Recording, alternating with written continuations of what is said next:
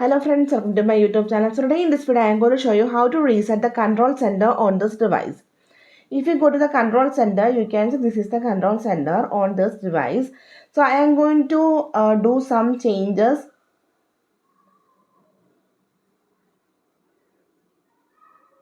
Okay. Now let me show you how to reset the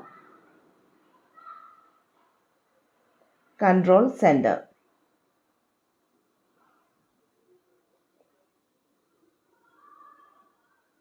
Okay, so I do some changes, you can see. So let me show you how to reset the control center on this device.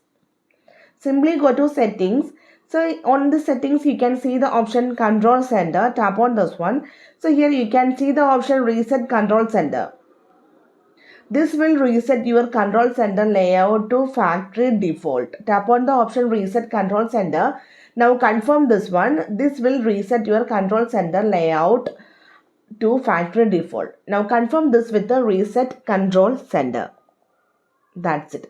If you go to the control center, now you can see we successfully reset to our control center to the factory default.